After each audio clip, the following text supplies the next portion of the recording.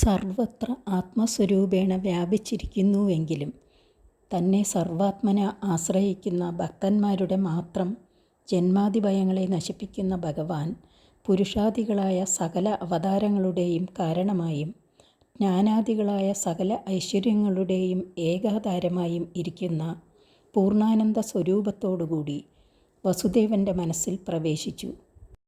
ഭഗവത് തേജോ വിശേഷ മഹിമ നിമിത്തം വസുദേവൻ സൂര്യദേവനെ പോലെ പ്രകാശിച്ചു. വസുദേവൻ സകല ലോകങ്ങൾക്കും മംഗളത്തെ നൽകുന്ന ഭഗവത് തേജോ വിശേഷത്തെ ദേവകിയുടെ ഹൃദയത്തിൽ സമർപ്പിച്ചു. മംഗളസ്വരൂപിണിയായ ദേവകി ആ പരിപൂർണാനന്ദ സ്വരൂപത്തെ മനസ്സുകൊണ്ടു തന്നെ ധരിച്ചു. വസുദേവൻ ധ്യാനമാത്രത്താൽ ദേവകി ഹൃദയകമലത്തിൽ ഭഗവത് സ്വരൂപത്തെ പ്രവേശിപ്പിച്ചു. സ്വതവേ തന്നെ അവിടെ വിളങ്ങിക്കൊണ്ടിരിക്കുന്ന ആ സ്വരൂപം പ്രത്യേക മൂർത്തിരൂപം ധരിച്ചുകൊണ്ട് അവിടെ വർദ്ധിക്കുവാൻ തുടങ്ങി. സാധാരണ ജീവോത്പത്തി പോലെയല്ല ശ്രീകൃഷ്ണാവതാരം. ആരാലും ജയിക്കപ്പെടാത്തവനും സകല ചരാചരങ്ങളുടെ നിയന്താവുമായ ഭഗവാൻ ഇപ്പോൾ ദേവകിയുടെ ഗർഭത്തിൽ സാക്ഷാൽ സ്വരൂപത്തോടുകൂടി വിളങ്ങുന്നതിനാൽ ആ പ്രഭാസമൂഹം ദേവകിയിൽ നിന്നും പുറത്തേക്ക് സ്ഫുരിക്കുന്നു. ആ കാന്തിയാൽ അവളുടെ സമീപമെല്ലാം ഏറ്റവും പ്രകാശിക്കുന്നു. സകല സന്താപത്തെയും നശിപ്പിച്ച് പരമാനന്ദത്തെ നൽകുന്ന ഭഗവാൻ അവളിലുള്ളതിനാൽ മനോഹരമായ മന്ദഹാസം അവളുടെ മുഖത്തെ അലങ്കരിച്ചിരുന്നു. ഇതിനു മുമ്പുള്ള ഗർഭകാലങ്ങളിൽ ഇതുപോലെയുള്ള ഒരു കാന്തി വിശേഷം ദേവകിയിൽ കാണപ്പെട്ടിരുന്നില്ല. ദേവകിയെയും വസുദേവനെയും ബന്ധിച്ചിരിക്കുന്ന ആ മുറിയിൽ ബ്രഹ്മാവും പരമശിവനും നാരദാദി മുനികളോടും ഗന്ധർവാദികളാകുന്ന അനുചരന്മാരോട് കൂടിയ ദേവന്മാരോടും കൂടി വന്ന് അഭീഷ്ടത്തെ വർഷിക്കുന്ന ശ്രീഹരിയെ വേദവാക്കുകൾ കൊണ്ട് സ്തുതിച്ചു. ശ്രീമദ് ഭാഗവതത്തിലെ ദശമസ്കന്ധത്തിലെ 2-ാം അധ്യായത്തിൽ 26 മുതൽ 41 വരെയുള്ള 16 ശ്ലോകങ്ങളാണ് ഗർഭഗത വിഷ്ണോർ ബ്രഹ്മാധികൃത സ്തുതി. ബ്രഹ്മാദി ദേവന്മാർ സ്തുതിച്ചു. 1-ാമത്തെ ശ്ലോകം. സത്യവ്രതം സത്യപരം ത്രിസത്യം സത്യസ്യ യോനിം നിഹിതം ച സത്യേ സത്യസ്യ സത്യമൃത സത്യനേത്രം സത്യാത്മകം ത്വാം ശരണം പ്രപന്നാഹ. ഭൂമിയിൽ അവതരിക്കാമെന്ന് പ്രതിജ്ഞ ചെയ്ത സത്യം ഭഗവാൻ നടത്തിയിരിക്കുന്നുവെന്ന് സന്തോഷഭരിതരായ ബ്രഹ്മാദികൾ സത്യസ്വരൂപനായിട്ട് തന്നെ ഭഗവാനെ സ്തുതിക്കുന്നു. സത്യമായ വ്രതത്തോടും സത്യമായ പ്രാപ്യസ്ഥാനത്തോടും കൂടിയവനും 3 കാലങ്ങളിലും സത്യമായിരിക്കുന്നവനും ഭൂതപഞ്ചകത്തിൻ്റെ കാരണമായും സത്യത്തിൽ വർത്തിക്കുന്നവനും സത്യത്തിൻ്റെ സത്യമായും സത്യവാക്കിനെയും സമദർശനത്തെയും പ്രാപിപ്പിക്കുന്നവനും സത്യസ്വരൂപമായും ഇരിക്കുന്ന അങ്ങയെ ഞങ്ങൾ ശരണം പ്രാപിക്കുന്നു. 2-ാമത്തെ ശ്ലോകം. ഏകായനോസൗ ദ്വിഫലസ്ത്രിമൂലസ് ചതുരസ പഞ്ചവിദഷടാത്മാ സപ്തത്വഗഷ്ടവിടവോ നവാക്ഷോ ദശശ്ചതി ദിക്കഗോഹ്യാദിവൃക്ഷഃ. വൃഷ്ടിരൂപമായും സമഷ്ടിരൂപമായും ഇരിക്കുന്ന ഈ പ്രപഞ്ചമാകുന്ന ആദിവൃക്ഷം ഏകമായ ആശ്രയമാകുന്നു. സുഖം ദുഃഖം എന്ന 2 ഫലം ഈ വൃക്ഷത്തിലുണ്ട്. സത്വം രജസ് തമസ് എന്ന 3 ഗുണമാകുന്ന വേരുകളിൽ ഈ വൃക്ഷം നിൽക്കുന്നു. ധർമ്മം അർത്ഥം കാമം മോക്ഷം എന്ന് 4 വിധ പുരുഷാർത്ഥമാകുന്ന രസങ്ങൾ ഈ വൃക്ഷത്തിലുള്ളവയാകുന്നു. കണ്ണ് മൂക്ക് ചെവി നാവ് ത്വക്ക് എന്ന 5 ഇന്ദ്രിയങ്ങൾ ഈ വൃക്ഷത്തിലുള്ളതിനാൽ ഈ ലക്ഷണം കൊണ്ട് ഈ വൃക്ഷത്തെ അറിയണം. ശോകം മോഹം ജര മൃത്യു വിശപ്പ് ദാഹം എന്നീ 6 വിധം വികാരങ്ങളെ പ്രാപിക്കുന്നതിനാൽ ഈ വൃക്ഷം 6 സ്വരൂപമുള്ളതാകുന്നു. ത്വക് മാംസം രുധിരം മേധസ് അസ്ഥി മജ്ജ ശുക്ലം എന്നീ 7 ധാതുക്കൾ ഈ വൃക്ഷത്തിൻ്റെ തോലാകുന്നു. ഭൂമി ജലം അഗ്നി വായു ആകാശം മനസ്സ് ബുദ്ധി അഹങ്കാരം എന്നീ 8 കൊമ്പുകളോടും 2 നാസികാദ്വാരങ്ങൾ 2 കണ്ണുകൾ 2 ചെവികൾ വദനദ്വാരം മലദ്വാരം മൂത്രദ്വാരം എന്നിങ്ങനെ 9 ദ്വാരങ്ങളോടും പ്രാണൻ അപാനൻ സമാനൻ വ്യാനൻ ഉദാനൻ നാഗൻ കൂർമൻ കൃഗലൻ ദേവദത്തൻ ധനഞ്ജയൻ എന്ന 10 പ്രാണങ്ങളാകുന്ന ഇലകളോടും ജീവാത്മാവ് പരമാത്മാവ് എന്നീ 2 പക്ഷികളോടും കൂടിയതാണ് സംസാരവൃക്ഷം. മൂന്നാമത്തെ ശ്ലോകം. ത്വമേക ഏവാസ്യ സദപ്രസൂതിസ്ത്വം സന്നിധാനം ത്വമനുഗ്രഹശ്ച ത്വന്മായയാ സംവൃതചേതസസ്ത്വാം പശ്യന്തി നാനാവിഭശ്ചിതോ യേ. കാര്യരൂപമായിരിക്കുന്ന ഈ പ്രപഞ്ചവൃക്ഷത്തിൻ്റെ ഉൽപ്പത്തിസ്ഥാനവും ലയസ്ഥാനവും അങ്ങൊരുവൻ തന്നെ. ഇതിനെ രക്ഷിക്കുന്നവനും അങ്ങു തന്നെ. അങ്ങയുടെ മായാശക്തിയാൽ പരമാർത്ഥം മറയ്ക്കപ്പെടുന്നതിനാൽ വ്യാമോഹത്തെ പ്രാപിച്ചിരിക്കുന്ന അജ്ഞാനികൾ അങ്ങയെ ബഹുരൂപനായിട്ട് കാണുന്നു. ജ്ഞാനികൾ അങ്ങയിൽ നിന്ന് അന്യമായിട്ട് യാതൊന്നുമില്ല എന്ന് കാണുന്നു. നാലാമത്തെ ശ്ലോകം.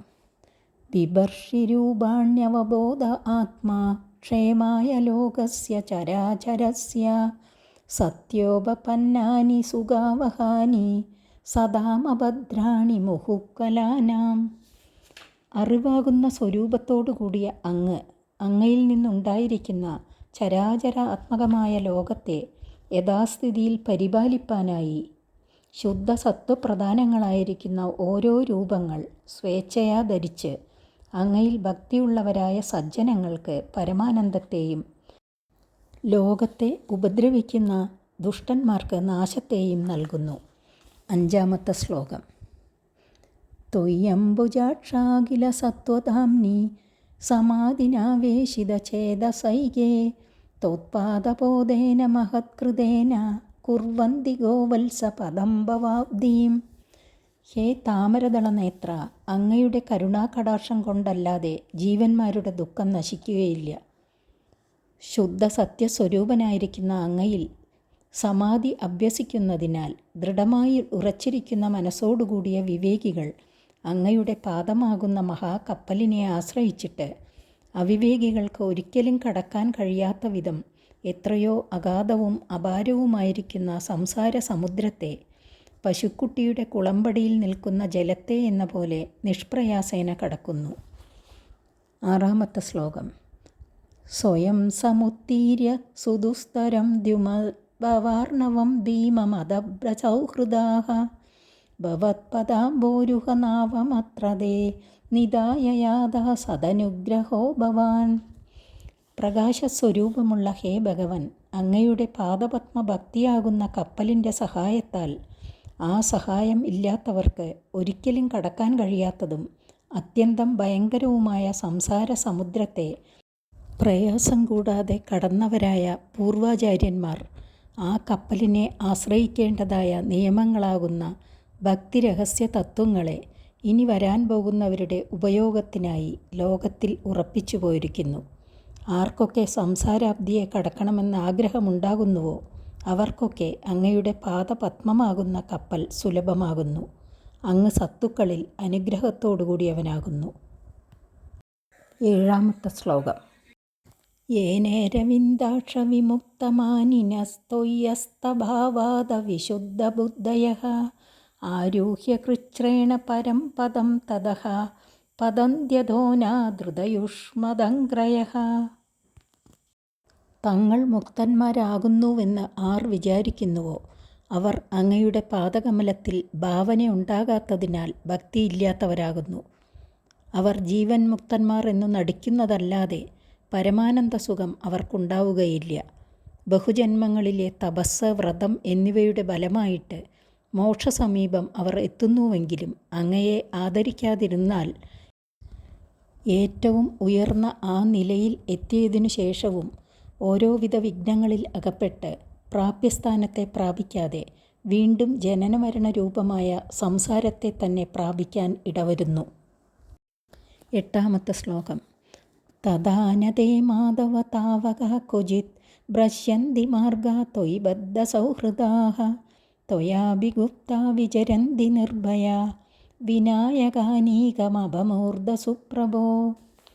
ഹേ ലക്ഷ്മീകാന്ത, അങ്ങയെ ആശ്രയിക്കുന്നവർക്ക് സർവ്വ ഐശ്വര്യവും താനേ തന്നെ സിദ്ധിക്കുന്നു. ഹേ പ്രഭോ, അങ്ങയുടെ ആശ്രിതന്മാരെ അധപ്പതിപ്പിക്കുവാൻ ആർക്കും ശക്തിയില്ല. അതിനാൽ അങ്ങയുടെ പാദകമലത്തെ സർവദാ ശരണം പ്രാപിക്കുന്നവരെ അങ്ങ് സ്വജനങ്ങളായി കരുതുന്നു. അവർ സന്മാർഗത്തിൽ നിന്ന് തെറ്റുകയില്ല. ഞാനെന്നുള്ള അഹങ്കാരം അവർക്കുണ്ടാവില്ല. അവരാൽ ചെയ്യപ്പെടുന്ന സകലവും അവർ അങ്ങയിൽ സമർപ്പിക്കുന്നു. അവരുടെ സന്മാർഗനിഷ്ഠയെ ഇളക്കിത്തീർക്കാൻ പുറപ്പെടുന്ന വിഘ്നങ്ങളുടെ മൂർധാവിൽ അവർ കാൽവെക്കുന്നു. ആ വക വിഘ്നങ്ങളെയെല്ലാം അതിക്രമിച്ച് അവർ അങ്ങയുടെ പാദകമലത്തിൽ ചേരുന്നു. 9 ശ്ലോകം. സത്വം വിശുദ്ധം ശ്രയതേ ഭവാൻ സ്ഥിതൗ ശരീരിണാം ശ്രേയ ഉപായനം വപുഃ വേദക്രിയായോഗ തപസ്സമാധിഭിസ്താവാർഹണം യേന ജന സമീഹതേ. ലോകത്തെ പരിപാലിക്കാൻ അങ്ങ് മായയിൽ നിന്ന് അതിക്രമിച്ചതും ചിത്സ്വരൂപമായും ഇരിക്കുന്ന അവതാര സ്വരൂപം സ്വീകരിക്കുന്നു. സർവപ്രാണികളും ചെയ്യുന്ന സേവയ്ക്കനുസരിച്ച ഫലം ആ മൂർത്തി ദാനം ചെയ്യുന്നു. ഭക്തന്മാർക്ക് അങ്ങയെ ആരാധിക്കണമെങ്കിൽ ഈ വിധം അവതരിച്ചാൽ മാത്രമേ സാധിക്കുകയുള്ളൂ. ബ്രഹ്മചാരികൾ വേദാധ്യയനം കൊണ്ടും ഗൃഹസ്ഥാശ്രമികൾ അഗ്നിഹോത്രാദി കർമാനുഷ്ഠാനം കൊണ്ടും വാനപ്രസ്ഥന്മാർ തപസ്സുകൊണ്ടും സന്യാസികൾ സമാധി കൊണ്ടും അങ്ങയുടെ ചിന്മൂർത്തിയെ ആരാധിക്കുന്നു. അനുരൂപങ്ങളായ ഫലങ്ങൾ അങ്ങവർക്ക് നൽകുകയും ചെയ്യുന്നു. ഭക്തപരിപാലനത്തിനായിട്ട് ഈ വിധം അവതാരസ്വരൂപം അങ്ങ് സ്വീകരിച്ചിട്ടില്ലെങ്കിൽ ഗുണാതീതനായിരിക്കുന്ന അങ്ങയെ എങ്ങനെ ആരാധിക്കും? 10 ശ്ലോകം. സത്വം ന ചേദ്ധാതരിതം നിജം ഭവേത് വിജ്ഞാനമജ്ഞാനവിതാപമാർജനം ഗുണപ്രകാശൈരനുമീയതേ ഭവാൻ പ്രകാശതേ യസ്യ ജയേന വാ ഗുണഃ.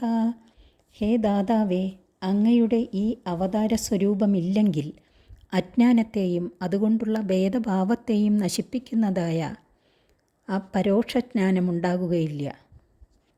അങ്ങയെ ഗുണാവചിഹ്നങ്ങളായ പ്രകാശങ്ങളെ കൊണ്ട് അനുമാനിക്കാൻ മാത്രം കഴിയും, സാക്ഷാത്കരിപ്പാൻ കഴിയില്ല. ശുദ്ധസത്വമായിരിക്കുന്ന അങ്ങയുടെ സ്വരൂപത്തെ സേവിക്കുന്നതായാലോ ഭാവനശക്തിയാൽ അന്ധക്കരണം തന്മയമായി ഭവിക്കുമ്പോൾ അങ്ങയുടെ പ്രസാദത്താൽ സാക്ഷാത്കാരം ഭവിക്കും. അപ്പോൾ സർവഭേദഭാവനയും നശിക്കും. 11 ശ്ലോകം. ന നാമരൂപേ ഗുണജന്മകർമ്മഭിർ നിരൂപിതവ്യേ തവ തസ്യ സാക്ഷിണഃ മനോവചോഭ്യാമനുമേയവർത്മനോ ദേവക്രിയായാം പ്രതിയന്ത്യതാഭിഃ.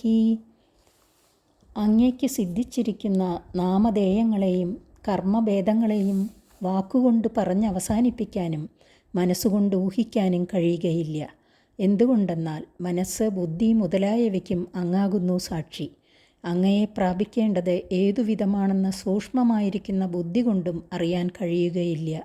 എന്നാലും പൂജാസ്തോത്ര നമസ്കാരാദി ക്രിയായോഗങ്ങളാൽ അങ്ങയെ സർവാത്മന ഭജിക്കുന്ന പരമഭക്തന്മാർ അങ്ങയുടെ പരിപൂർണ സ്വരൂപത്തെ അങ്ങയുടെ അനുഗ്രഹമാഹാത്മ്യത്താൽ അനുഭവിച്ചറിയുന്നു. 12 ശ്ലോകം. ശൃണ്വൻ ഗൃണൻ സംസ്മരയംശ്ച ചിന്തയൻ നാമാനി രൂപാണി ച മംഗളാനി തേ ക്രിയാസു യസ്ത്വച്ചരണാരവിന്ദയോരാവിഷ്ടചേതാനഭവായ കൽപ്പതേ. അങ്ങയുടെ നാമങ്ങൾ കീർത്തിക്കുകയോ മറ്റൊരുത്തൻ കീർത്തിക്കുന്നത് കേൾക്കുകയോ മറ്റൊരുത്തന് ചിന്തയുറപ്പിക്കുവാൻ തക്കവിധം ഉപദേശിച്ചു കൊടുത്ത് അവനെക്കൊണ്ട് സ്മരിപ്പിക്കുകയോ ചെയ്യുന്നവരുടെ മാലിന്യങ്ങളെ മുഴുവനും നശിപ്പിച്ച് സ്വരൂപാനന്ദാനുഭവം ഉണ്ടാകത്തക്കവിധം അന്ധക്കരണത്തെ നിർമ്മലമാക്കുവാനുള്ള വൈഭവം അങ്ങയുടെ നാമങ്ങൾക്കും രൂപങ്ങൾക്കുമുണ്ട്. അതിനാൽ ഏതുവിധ വ്യാപാരങ്ങൾ നടത്തുമ്പോഴും മനസ്സിനെ അങ്ങയുടെ പാതാരവിന്ദങ്ങളിൽ ഉറപ്പിക്കുന്നവന് രണ്ടാമത് ജനനമില്ല. സങ്കീർത്തനാദികളുടെ മാഹാത്മ്യത്താൽ ശരീരാനന്തരം അവൻ അങ്ങയോട് ചേരുന്നു. 13 ശ്ലോകം. ദിഷ്ട്യാ ഹരേസ്യാഭവദ പദോ ഭുവോ ഭാരോപനീതസ്തവ ജന്മനേഷിതുഃ ദിഷ്ട്യാങ്കിതാം ത്വത്പദഗൈ സുശോഭനേർ ദ്രക്ഷ്യാമഗാം ധ്യാം ച തവാനുകമ്പിതാം. ഹേ ഹരേ, അങ്ങയുടെ പാദത്തിൽ നിന്ന് ഉൽപ്പന്നയും ഇപ്പോൾ ദുർജനപീഡയാൽ ദുഃഖിതയുമായിരിക്കുന്ന ഈ ഭൂമിയുടെ ഭാരം അങ്ങയുടെ അവതാരമാത്രത്താൽ തീർന്നുപോയി. അതുമാത്രം പോരാ, ഞങ്ങളെയും ഭൂലോകവാസികളെയും വിശേഷിച്ചും അനുഗ്രഹിക്കണം. അങ്ങയുടെ വജ്രം, അങ്കുശം, ധ്വജം മുതലായ അടയാളങ്ങളോടുകൂടിയ മനോഹര ചരണങ്ങൾ കൊണ്ട് ഭൂലോകത്തെയും സ്വർഗലോകത്തെയും അനുഗ്രഹിച്ചതായും അവിടങ്ങളിലുള്ള ഭക്തജനങ്ങളിൽ കരുണ ചെയ്തതായിട്ടുമുള്ള ലീലാവിശേഷങ്ങളെ കണ്ട് ആനന്ദിക്കാൻ കൂടി ഭാഗ്യത്താൽ സാധിക്കും. 14 ശ്ലോകം. നതേ ഭവസ്യേഷ ഭവസ്യ കാരണം വിനാ വിനോദം വദ തർക്കയാമഹേ ഭവോ നിരോധസ്ഥിതിരപ്യവിദ്യയാ കൃത യതസ്ത്വയ്യ ഭയാശ്രയാത്മനി. ഹേ ഈശ്വര, സർവാത്മാവായിരിക്കുന്ന അങ്ങയുടെ ഈ അവതാരം ലോകഭാരം തീർക്കാൻ വേണ്ടി മാത്രമല്ല, സ്വഭക്തന്മാർക്കു തൻ്റെ ലീലകൾ കാട്ടിക്കൊടുത്ത് അനായേസേന അവരെ സംസാര സങ്കടത്തിൽ നിന്ന് കയറ്റിവിടണം എന്നുള്ള കരുണാപൂർവകമായ സങ്കല്പത്താൽ മാത്രമാണ് അങ്ങ് ലീലാവിഗ്രഹം ധരിക്കുന്നത്.